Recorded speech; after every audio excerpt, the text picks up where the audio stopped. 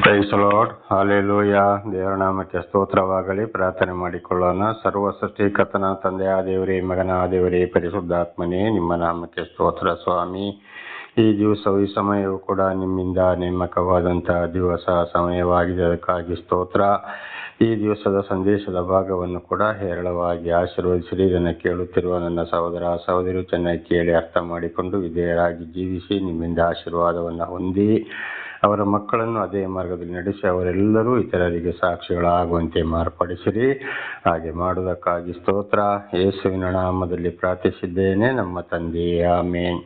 ಇದನ್ನು ಕೇಳುತ್ತಿರುವ ನನ್ನ ಸಹೋದರ ಸಹೋದರಿಯರೇ, ನಿಮಗೂ ಕೂಡ ನನ್ನ ಹೃದಯಪೂರ್ವಕವಾದಂತಹ ನಮಸ್ಕಾರಗಳು. ಈ ದಿವಸದ ಸಂದೇಶದ ಭಾಗವು ಕೂಡ ಮದ್ಯಪಾನದ ಬಗ್ಗೆ ಭಾಗ 3. ಮದ್ಯಪಾನದ ಬಗ್ಗೆ ಭಾಗ 3.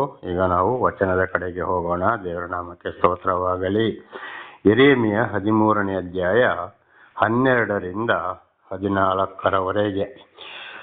ಹೀಗಿರಲು ಪ್ರತಿಯೊಂದು ಗಡಿಗೆಯು ದ್ರಾಕ್ಷಾರಸದಿಂದ ತುಂಬಿರುವುದು ಎಂಬುದಾಗಿ ಇಸ್ರಾಯೇಲರ ದೇವರಾದ ಯೆಹೋವನು ಹೇಳುವ ಮಾತನ್ನು ಕೇಳಿರಿ ಎಂದು ನೀನು ಅವರಿಗೆ ಸಾರು. ಆಗ ಅವರು ನಿನಗೆ, ಪ್ರತಿಯೊಂದು ಗಡಿಗೆಯು ದ್ರಾಕ್ಷಾರಸದಿಂದ ತುಂಬಿರುವುದು ನಮಗೆ ಗೊತ್ತಿಲ್ಲವೋ ಎಂದು ಹೇಳಬಹುದು. ಆಗ ನೋಡಿ, ಇದು ಇಸ್ರಾಯೇಲರಿಗೆ ಹೇಳಿದಂಥ ಮಾತು. ಇವತ್ತು ನಮ್ಮ ಜೀವಿತಕ್ಕೂ ಕೂಡ ನೋಡಿ, ಪ್ರತಿಯೊಬ್ಬರು ಇವತ್ತು ಕುಡುಕರಾಗಿದ್ದಾರೆ ಅಂತೇಳಿ ಅವರಿಗೆ ಹೇಳು ಖಂಡಿತವಾಗಿಯೂ ಅಂತಂದು ಹೇಳಿದಾಗ, ಆಗ ಅಯ್ಯೋ ಅದನ್ನು ನಮಗೆ ಯಾಕೆ ಹೇಳ್ತೀಯ, ಇದು ನಮಗೆ ಗೊತ್ತಿಲ್ವೋ, ಎಲ್ಲರೂ ಕುಡಿಯೋದಿಲ್ಲವೋ ಎಂಬುದಾಗಿ ಹೇಳಬಹುದು ಎಂಬುದಾಗಿ ಯೆರೆಮೀಯನಿಗೆ ಇಸ್ರಾಯೇಲರ ಪರವಾಗಿ ದೇವರು ಹೇಳ್ತಾ ಇದ್ದಾರೆ. ಹಾಗೆ ಇವತ್ತು ಕೂಡ ಒಬ್ಬೊಬ್ಬರಿಗೆ ಕುಡಿಬೇಡಿಯಪ್ಪ, ಪ್ರತಿಯೊಬ್ಬರು ಕುಡುಕರಾಗಿದ್ದಾರೆ, ಕುಡಿಯೋದ್ರಿಂದ ಹಾಳಾಗಿದ್ದಾರೆ ಅಂತ ಹೇಳಿದರೆ ಒಬ್ಬೊಬ್ಬರು ಏನು ಹೇಳ್ತಾರೆ, ಇವತ್ತು ಅದು ನಮಗೆ ಗೊತ್ತಿಲ್ವೋ, ನೀವು ಹೇಳಬೇಕು. ಹಾಗಾದರೆ brandy, wine shop, bar and restaurant ಯಾಕೆ ಮಾಡಿದರು, ಬ್ರ್ಯಾಂಡ್ ಯಾಕೆ ಮಾಡಿದರು, ಎಲ್ಲರೂ ಕುಡಿತಾರೆ, ಅದಕ್ಕೆ ಆಗಿ ತಾನೇ ಈಗ ಕುಡಿದವರು ಏನಾಗಿದ್ದಾರೆ ಎಂಬುದಾಗಿ ತಿರುಗಿ ಮಾತನಾಡುವವರಾಗಿದ್ದಾರೆ ಇವತ್ತು ಕೂಡ. 13ನೇ ವಚನ. ಆಗ ನೀನು ಅವರಿಗೆ, ಯೆಹೋವನ ಈ ಮಾತನ್ನು ಕೇಳಿರಿ. ದಾವೀದನ ಸಿಂಹಾಸನವನ್ನೇರಿದ ಅರಸರನ್ನು, ಯಾಜಕರನ್ನು, ಪ್ರವಾದಿಗಳನ್ನು, ಯೆರೂಸಲೇಮಿನ ಸಕಲ ನಿವಾಸಿಗಳನ್ನು, ಅಂತೂ ದೇಶದ ಜನರೆಲ್ಲರನ್ನು ನಾನು ಅಮಲಿನಿಂದ ತುಂಬಿಸಿ ಕಿರಿಯರಾದ ಸಮಸ್ತರನ್ನು ಒಬ್ಬರಿಗೊಬ್ಬರು ಬಡಿದಾಡುವಂತೆ ಮಾಡುವೆನು. ನಾನು ಅವರನ್ನು ಉಳಿಸೆನು, ಕರುಣಿಸೆನು, ನಾಶ ಮಾಡದೆ ಬಿಡೆನು. ಇದು ಯೆಹೋವನ ನುಡಿ. ಹಾಗೆ ಹೇಳುವಾಗ ಅವರಿಗೆ ಹೇಳು, ನೋಡು, ಕುಡಿದು ಹಾಳಾಗ್ತೀರಿ, ಹೊಡ್ಕೊಳ್ತೀರಿ, ಬಡ್ಕೊಳ್ತೀರಿ, ನಾಶವಾಗ್ತೀರಿ, ಮನೆ ಮಠದ ಕಳ್ಕೊಳ್ತೀರಿ, ಹೆಂಡತಿ ಮಕ್ಕಳು ಹಾಳಾಗ್ತಾರೆ, ನೀವು ಹಾಳಾಗ್ತಾರೆ, ನಾನಾ ಥರದ ಶಿಕ್ಷೆಗೆ ನೀವು ಒಳಗಾಗಬೇಕಾಗ್ತದೆ, ಇದ್ದವನ್ನೆಲ್ಲ ಕಳ್ಕೊಳ್ಬೇಕಾಗ್ತದೆ. ದೇವರು ಸರಿಯಾದ ಶಿಕ್ಷೆಯನ್ನು ಕೊಡ್ತಾನೆ. ದೇವರು ಈ ರೀತಿ ಹೇಳಿದ್ದಾನೆಂಬುದನ್ನು ನೀವು ಅವರಿಗೆ ಒಬ್ಬರೊಬ್ಬರು ನೀವೇ ಹೊಡ್ಕೊಂಡು ನಾಶವಾಗಬೇಕಾಗ್ತದೆ, ಅನೇಕ ಶಿಕ್ಷೆಗಳನ್ನ ತಂದುಕೊಳ್ಬೇಕಾಗ್ತದೆ ಅಂತ ಅವರಿಗೆ ನೀನು ಹೇಳುತ್ತಾ ಯೆರೆಮೀಯನಿಗೆ ಹೇಳಿದರು ಇಸ್ರಾಯೇಲರಿಗೆ. ಹಾಗೆ ಇವತ್ತು ನನ್ನ ಮುಖಾಂತರ ಕೂಡ ದೇವರು ಯಾವುದಕ್ಕೆ ಈ ಮದ್ಯಪಾನದವರಿಗೆ ತಿಳಿಸ್ತಾ ಇರೋದು, ನೋಡಿಯಪ್ಪ, ದಯವಿಟ್ಟು ಬಿಟ್ಟು ಬಿಡಿ. ಹಿಂದಿನ ಸಂದೇಶದಲ್ಲಿ ಕೂಡ ಇದನ್ನೇ ತಿಳಿಸಿದ್ದೇನೆ. ದೇವರ ನಾಮದಲ್ಲಿ ದಯವಿಟ್ಟು ಬಿಡಿ, ಹಾಳಾಗೋದು ಬೇಡ, ಇದನ್ನು ಕಳ್ಕೊಳ್ಳೋದು ಬೇಡ, ನಾನಾ ಥರದ ಶಿಕ್ಷೆ ಅನುಭವಿಸೋದು ಬೇಡ, ಹೆಂಡತಿ ಮಕ್ಕಳು ಬೀದಿಗೆ ಬರೋದು ಬೇಡ, ಅವರ ಕಣ್ಣೀರು ಬೇಡ, ನಿಮಗೂ ಬೇಡ, ಇತರರಿಗೂ ತೊಂದರೆನೂ ಬೇಡ. ದೇವರು ಕೊಟ್ಟಷ್ಟು ಆಯುಷ್ಯ ಫಲ ಚೆನ್ನಾಗಿ ಆಶೀರ್ವಾದವನ್ನು ಹೊಂದಿ ಜೀವಿಸುವುದೇ ಉತ್ತಮ. ಅಂಥವರ ಸವಾಸ ಬೇಡ, ಅದುವೇ ಬೇಡ ಅಂತೇಳಿ ದೇವರ ನಾಮದಲ್ಲಿ ಇವತ್ತು ನಾನು ನಿಮ್ಮನ್ನು ಎಚ್ಚರಿಸುವನಾಗಿದ್ದೇನೆ. ದೇವರ ಆಶೀರ್ವಾದ ಇಲ್ಲದೆ ಈ ಒಂದು ಸಂದೇಶವನ್ನು ಕೂಡ ನಾನು ತಿಳಿಸಲು ಸಾಧ್ಯವಿಲ್ಲ, ನೀವು ತಿಳಿಸಲು ಸಾಧ್ಯವಿಲ್ಲ. ನನ್ನ ಮೂಲಕ ದೇವರು ನಿಮ್ಮ ಮೇಲೆ ಪ್ರೀತಿಯಿಂದ ತಿಳಿಸ್ತಾ ಇದ್ದಾರೆ. ಆದ್ದರಿಂದ ದಯವಿಟ್ಟು ವಾಕ್ಯವನ್ನು ಕೇಳಿ ವಿಧೇಯರಾಗಿ ಜೀವಿಸಿ ಆಶೀರ್ವಾದವನ್ನು ಹೊಂದಿಕೊಳ್ಳಿರಿ. ದೇವರ ನಾಮಕ್ಕೆ ಸ್ತೋತ್ರವಾಗಲಿ.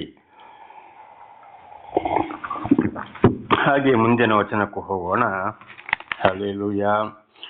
ಯೋವೇಲ 2ನೇ ಅಧ್ಯಾಯ 16ನೇ ವಚನ. ಯೋವೇಲ ಆಮೋಸ 2ನೇ ಅಧ್ಯಾಯ 16ನೇ ವಚನ. ದೇವರ ನಾಮಕ್ಕೆ ಸ್ತೋತ್ರವಾಗಲಿ. ಹಲ್ಲೆಲೂಯ. 12ರಿಂದ 16ರವರೆಗೆ.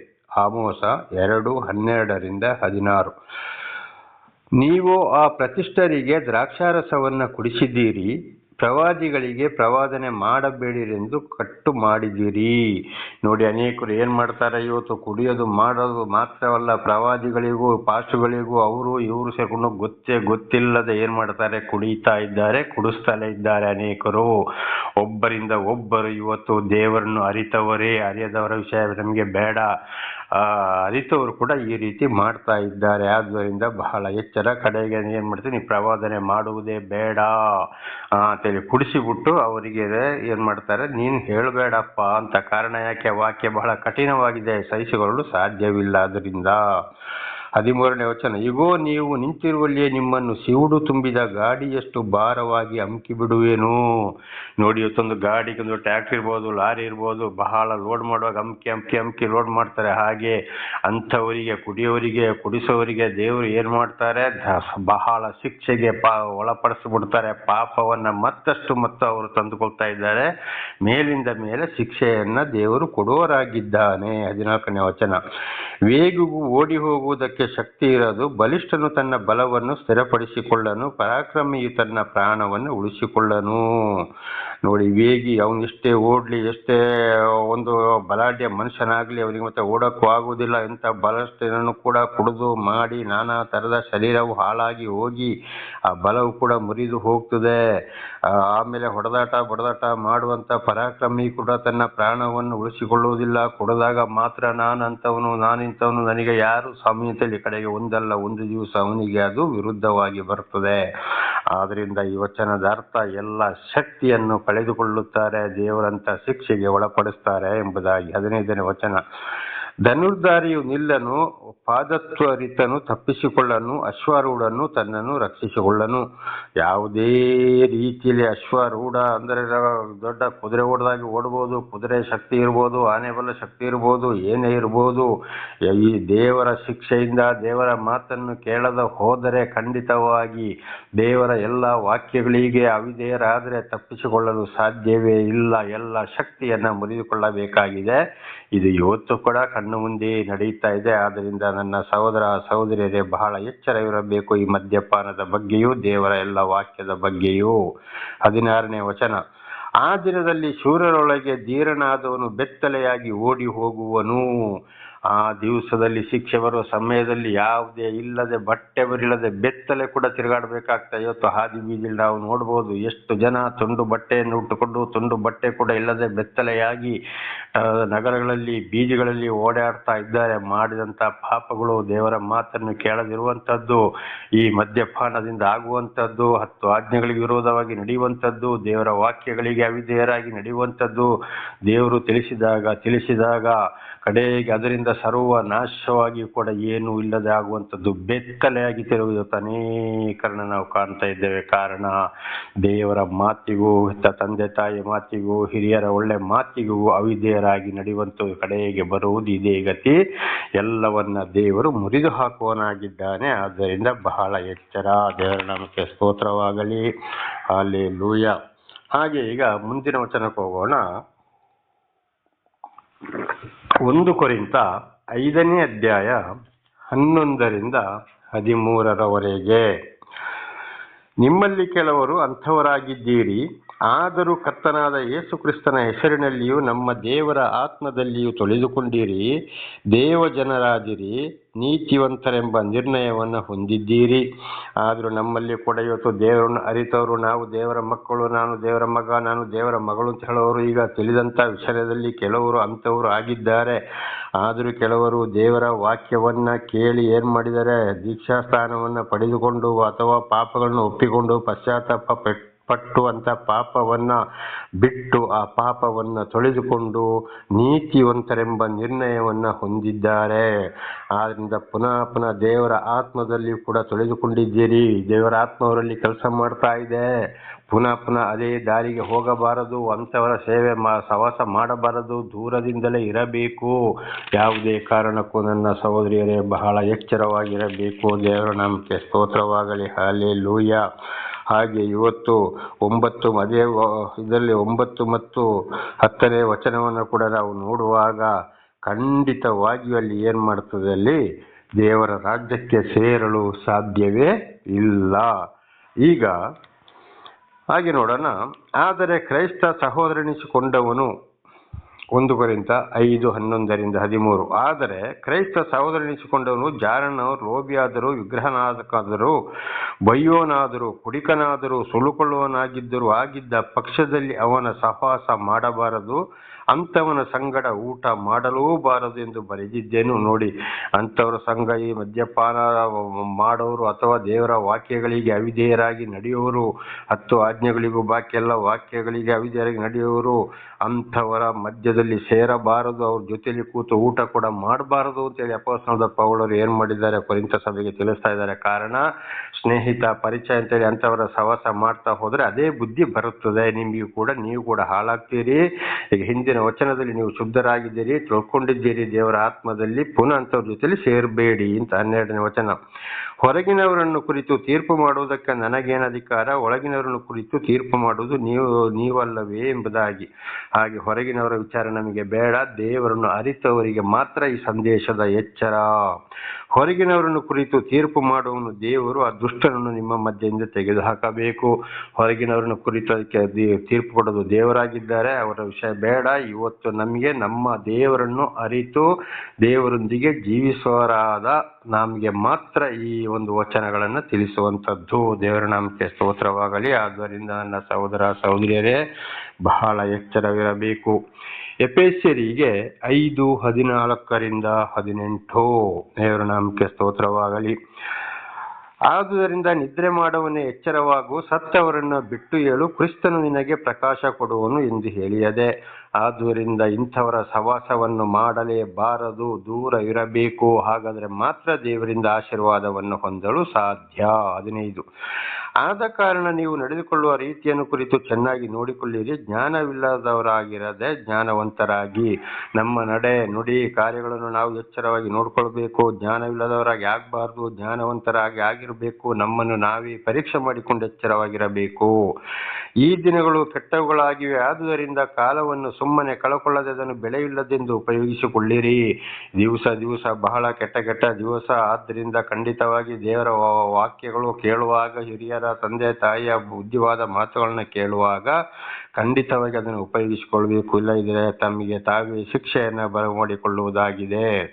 ಮತ್ತು ಬುದ್ಧಿಹೀನರಾಗಿ ನಡೆಯದೆ ಕರ್ತನ ಚಿತ್ತವೇನೆಂಬುದನ್ನು ವಿಚಾರಿಸಿ ತಿಳಿದವರಾಗಿರಿ. ಹಾಗೆ ಬುದ್ಧಿಲ್ಲದವರಾಗಿರಬೇಕು. ದೇವರು ಏನು ಹೇಳ್ತಾ ಇದ್ದಾರೆ, ಯಾವುದು ಸರಿ ಯಾವುದು ತಪ್ಪು ಎಂಬುದಾಗಿ ಚೆನ್ನಾಗಿ ಅರ್ಥವಾಗದಿದ್ದರೆ ಕೇಳಿ ತಿಳಿದುಕೊಳ್ಳಬೇಕು. 18. ಮದ್ಯಪಾನ ಮಾಡಿ ಮತ್ತರಾಗಬೇಡಿರಿ, ಅದರಿಂದ ಪಟಿಂಗತನವು ಹುಟ್ಟುತ್ತದೆ.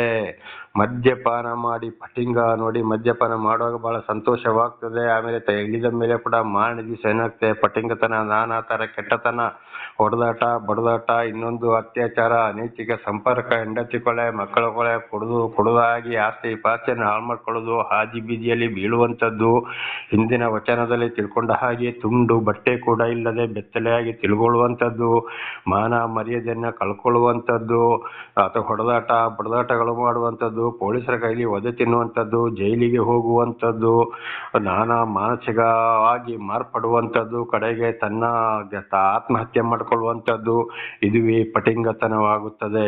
ಯಾರಲ್ಲಿಯೂ ಕೂಡ ಒಂದು ಗೌರವ ಸಿಕ್ಕುವುದಿಲ್ಲ, ಯಾರು ನಂಬುವುದಿಲ್ಲ. ಕಾರಣ ಈ ಮದ್ಯಪಾನವಾಗಿದೆ. ಆದ್ದರಿಂದ ಬಹಳ ಎಚ್ಚರ. ಹಿಂದಿನ ವಚನದಲ್ಲಿ ಕೂಡ ನಾವು ತಿಳಿದುಕೊಂಡಿದ್ದೇವೆ, ಇದು ಅಂಥವರ ಸಹವಾಸ ಮಾಡಲೇಬಾರದು, ಅಂಥವ್ರ ಜೊತೆಲಿ ಊಟ ಕೂಡ ಮಾಡಬಾರ್ದು. ಏನಪ್ಪ ಒಳ್ಳೇದು, ಚೆನ್ನಾಗಿದ್ದೀನಿ ಅಂತೇಳಿ ಏನಾದರೂ ಅಲ್ಲಿಗೆ ಹೋಗೋಣ ಬಾ, ಇಲ್ಲಿಗೆ ಹೋಗೋಣ ಬಾ, ಹಾಗೆ ಮಾಡೋಣ ಹೀಗೆ ಮಾಡೋಣ ಬಾ ಅಂತೇಳಿ ಹೇಳಿದರೆ ಕಂಪ್ನಿ ಕೊಡು, ಫ್ರೆಂಡ್ರಲ್ವಾ, ಹಾಗೆ ಹೀಗೆ ಅಂತೆಲ್ಲ ಹೇಳಿದ್ರು ಕೂಡ ಏನಾದರೂ ಒಂದು ಹೇಳಿ ಅವರಿಂದ ತಪ್ಪಿಸಿ ಹೋಗಬೇಕಾಗಿದೆ.